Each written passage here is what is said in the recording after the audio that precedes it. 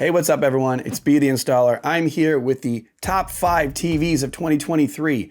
Not just 5 in order, but 5 different categories. We're gonna go over best OLED TV, mainstream OLED, best QLED TV, best budget TV, best enormous TV, and then finally, just the best overall for 2023. So I'm gonna go over all these, explain why, give you some alternatives, so it's gonna be a really cool video. Make sure to comment along the way if you have any questions or if you disagree with me, and of course, there are some links in the description below. Click on them if you're gonna be buying a TV. This is not a sponsored video, but it does support the channel. And make sure to like and subscribe and all that. And let's get into the video with the best mainstream OLED as our first category. And the 3 that are in this category is the LG C3, the Sony A80l, and finally the Samsung S90C. Now I've only had the Samsung and the LG. I have not had the Sony S80l. However, the only reason that I would not pick this as my #1 mainstream OLED that I would want is because it's a little bit more expensive and I just don't think it has the brightness to beat the other two. Now, I've always said that I've been very happy with the LG C3 because the C series is one of the best TVs on the planet consistently year after year, and that doesn't change this year. I really like this, and some people might think that this would be the best bang for your buck and where you should spend your money on an OLED, and it'd be hard to disagree with that. The only downside is that it is not quite as bright as the other one that I think is the #1. It does have year-over-year improvement, but more or less it's continuation of a great product, but I just don't think it cuts it for, you know, the #1 on the planet for what I would spend my money with. Now, I do like Sony TVs, and I am a fan of both the OLEDs, the QD OLED, even some of the LED TVs, as I'm going to show you in a minute. But I just don't think that this A80L has enough impact for me to be like the absolute top with regards to what I would spend my money on. It is a little bit more expensive than the other two as well. Fantastic TV, great upscaling, great processing, all the things you'd want. But again, not quite as bright, of course, as its bigger, better version, which is the A95L QD OLED, which we'll talk about in a little bit. But for most people, it would be a very great option, and I know friends of mine have this TV. But for me, the best use of the money, I believe, would be the Samsung S90C. And the reason is because it basically outperforms both of the other two TVs that I've talked about in almost every category, including the uniformity of the screen, because this is a QD OLED. And so far in the first 2 years of QD OLED, the panels are cleaner, they're brighter, more colorful, and barring a couple little individual issues that I had with this TV with regards to upscaling like low bandwidth content, I think this TV is fantastic and I would highly recommend it. And I had to put my personal opinions aside with regards to just watching like YouTube TV on it. Should I really be docking a TV for that reason? And so for me, I finally relented and said, I love the C3, I love the A80L, but really this is the least expensive of the 3, while it also is the best performer of the 3. So best mainstream OLED TV, Samsung S90C. Now I want to get to the best QLED TV, and we'll just stay with Samsung right here because they've always had fantastic QLED TVs, and the QN90C is pretty darn good. I'm not sure I like it better than last year's QN90B. Again, that's even up for debate with regards to people liking last year's version better than this year, but because they changed their panels and because it's kind of difficult to find out what panels are being used in which QLED in Samsung's lineup across the world, it becomes a little challenging for me to pin down what I think about all these different ones. Now, overall, Samsung QLEDs are fantastic, but this year, this QN90C was a little bit hard for me to dial in, and I just feel like it wasn't quite as impactful as I had thought about QLEDs from Samsung over the past couple years. Maybe that's just because the other competition has caught up. Now, Samsung does have a couple other models, including the QN95C, which is really nice, but is not a very available here in the US. Probably what would be the best QLED across the world. So if someone is in Europe or a different country looking for that QN95C, hard for me to say that that is not better. And I did see that, was a big fan, but it's just not very available here, which makes it challenging for me to pick it as the best of the year, right? So try and compartmentalize this. Again, these are the best TVs that I've had or I think that people should get. And I just have a hard time with something that isn't very available. And that goes the same for Sony. Now, this X93L is awesome. I really liked it. I thought it had all the positives that you'd want. Very bright, vibrant screen, looked very, rich and detailed, fantastic clarity. It has great anti-reflective properties, which is why I like this one more than the X90L, which I'll talk about in a little bit. But then there was also the X95L, which is the top model. I guess, it's supposed to be even a little better and brighter than this. But again, that's very difficult to get, and it's only in the 85-inch size. So it makes it challenging again for me to categorize this and figure out, should I just say that the X93 is it, even though some people have said that this is kind of similar to the X95K of last year and maybe a bit rebranded. So again, I didn't have them to directly compare against each other, but I did really like this. So I'm a big fan of X93L from Sony. Awesome TV. But for me, we got into a couple different ones from TCL and Hisense that were less expensive. And I know price shouldn't really dictate what's the best quality, but my point is this TCL QM8, for example, half the price, and I think it's almost identically as good. Again, people might have their opinion about which they'd rather have, a TCL or a Hisense or a Sony, but I thought that this performed quite well. The only issue with the TCL QM8 for me was that off angle, just not as good as straight on. So mini LED, fantastic. A lot of dimming zones, pretty good for the uniformity of this motion, all these things, good operating system, but just a little off angle. It just didn't look great. So I was just a little bit disappointed in that.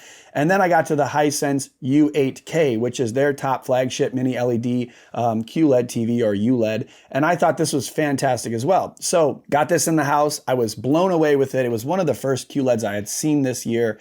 And I was just like, I'm done. This is it. And to see that it's only $899 for a 65-inch is impressive. And I actually had the 75-inch, so that's $1299. And the difference between the 75 and the 65 is that it's an ADS panel. It's a different type of panel that looks even better off angle. So I don't think a lot of people had the 75-inch, and a lot of people liked the video because I was able to show this size and this specific TV. So again, my experience is that this looked even better off angle, straight on. It looked amazing, very minimal blooming, good uniformity, motion, all these things from Hisense has improved over the years.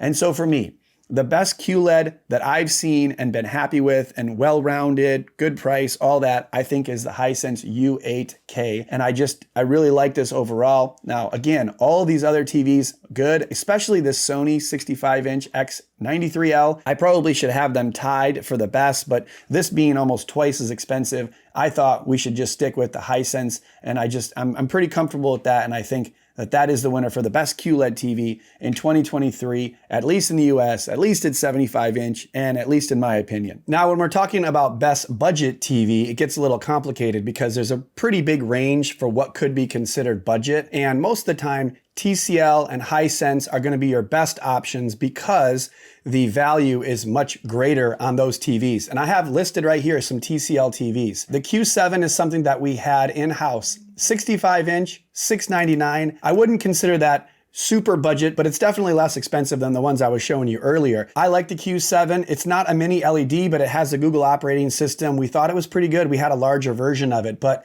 65-inch, $699 is pretty solid. They also have a Q6, a Q5, so you can kind of go all the way down in the range here. This Q6 right here is $499. Now, the only downside to this is it's a 60 hertz panel. That only really comes into play when you're talking about trying to get better motion smoothing or if you're gaming high-speed game rates with regards to those new game consoles. But that's a pretty good deal too, $499 for a 65-inch TV. Obviously a lot better than some of those other ones I was talking about. And the same thing goes with Hisense. They also have a couple of more middle range TVs. They have this U7K, which is really nice.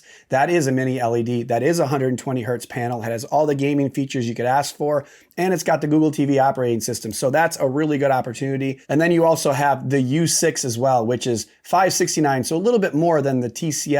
All these are great options. This is again a 60 hertz panel, but still great options from TCL and Hisense. But then it got me thinking that there's actually a TV that I would recommend probably more than either one of those lower budget TVs, which is this LG UQ75. This is actually a pretty decent little LED TV. For a 65-inch, it's $449, and this is a 120 hertz panel, and it has 4K 120 gaming. And for this price point, it's a pretty solid overall TV. Now, this is last year's TV. It's actually a 2022, so maybe that doesn't count as the best budget TV for this year, but I definitely think that this is a good opportunity for most people if you're going to put this in a bedroom, a guest room, or even your bedroom. You may not need something to be super bright or have perfect contrast that costs $2,000 for your bedroom TV. So this LG UQ75 is definitely a great option, and they have different sizes too. They have all the way down to a 43-inch. for $249, and they have all the way up to an 86-inch for $999. So that's pretty tough to match when it has all of those gaming features, and it's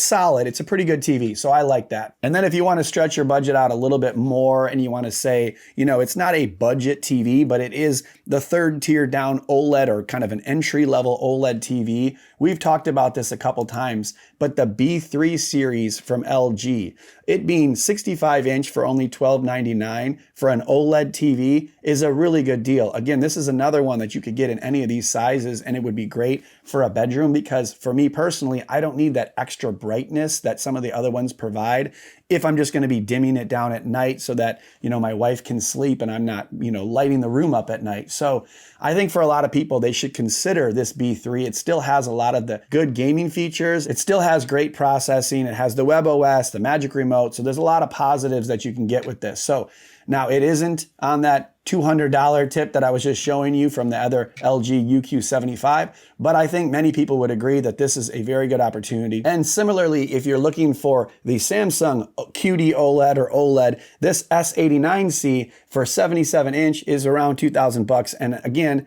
not necessarily budget, but definitely less expensive than the other OLED TVs, which we're going to show you in a minute here. So those are great options, but really I want to fall back on, I think that this UQ75 in the smaller sizes would be great for a lot of people, and you'd really appreciate how good this is for the price point. So next we have the best large screen TV, and for me, it's got to be 97 or 98-inch or larger. And there are a lot of entries this year. It's pretty exciting that there were so many different huge TVs. And we'll start off with one that I was really excited to see all the way back in CES, which is the QM8 98-inch. Looks really good. Again, I think it's one of the better TVs out there. It's a QLED, it's a mini LED, it's got great HDR, all these different things. And for many people, I would just stop right there and say you could buy this and be very happy. And the price was all the way up at $10,000, but now it's down to 6,000 bucks. So fantastic discount. Again, not the best off-angle viewing, but we'll come back to this one in a second. Now, I wasn't able to see the 98-inch Q80C in person, tried to get it, but just knowing, you know, Samsung, QLEDs, I just think it's going to be challenging for me to say that this one is better than the one I'm going to choose, because this is almost the fourth level down with regards to their QLED quality. They have the QN95C, the 90C, the 85C, all the way down to the Q80C, not mini LED. It's going to be lacking a little bit of the brightness. Sometimes they struggle with regards to uniformity, and it's still at $5,000, which again, discounted from the $8,000 it started at, but I'm going to give you one that's even better in just a second. Now, I was really excited again about the 98-inch Sony X90L. Again, I think it's fantastic. It competes with almost every TV out there from the QLED standpoint. This is an LED, a full array LED, not mini LED. It doesn't have a billion dimming zones, which is something Sony doesn't always concern themselves with. But again, a lot of people think that this scores quite well, especially up against TCL and Hisense QLEDs. So I would say this is probably a great option as well. I had it and loved it, but it's still 8,000 bucks. And it isn't the brightest TV in the world. It doesn't have the most dimming zones in the world. It's kind of just like a really generally good TV. But for $8,000, I still struggle to recommend this, because there's one more TV that I was blown away with this year, and that is the TCL S5.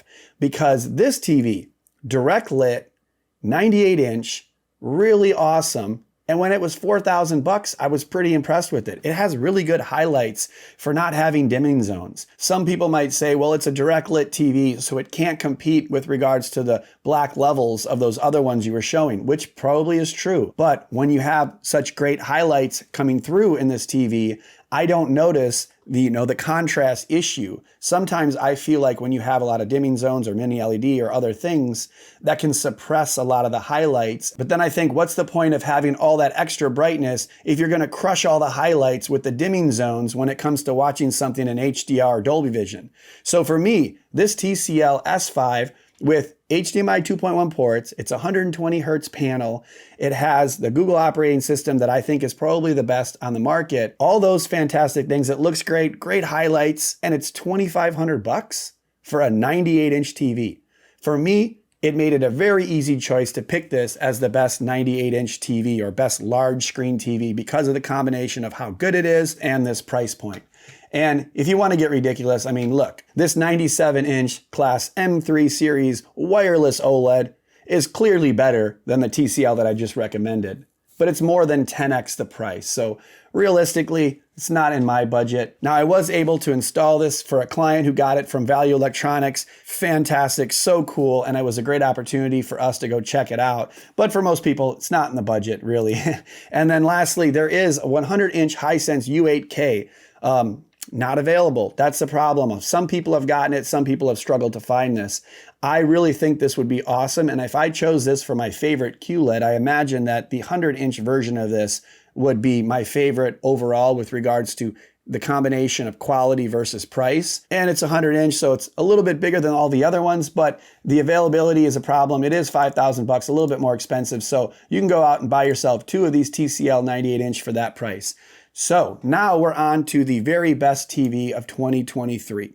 And I'm sure you've seen a lot of videos, maybe you haven't, with regards to what should be on this list. And I think it's pretty clear that there are 3 TVs that were in this list for me. One is the S95C, one is the LG G3, and the other is the A95L from Sony. Again, I think that any of these can be picked, and I think it's probably splitting hairs to even try to determine which one is the best. So I'll start with the Samsung because this is the first one I saw this year. Again, super impressed with it. Blinding bright, amazing, beautiful color, great form factor, has the One Connect box, really nothing to complain about except for the ability to upscale the lower resolution content. Again, I talked about kind of having a little bit of an issue with the S90C, kind of had the same issue with this. I just hope that they can get whatever motion issues I experience figured out. Maybe I'll have to talk to them directly, but overall, I really don't think that you can complain about the S95C, and I think people will absolutely love it. And the price point of this, 65 inches, $2,400, which is a lot less expensive than the one that I think is overall the best. But this one, I would have to say, is probably tied for second best or maybe just third on my list. But still, third best TV in the world is fantastic. Then it comes to the LG G3, which I really loved. I installed this for a client, and when I saw it, I was just like, that's over. It's fantastic. I really don't even need to see anything else.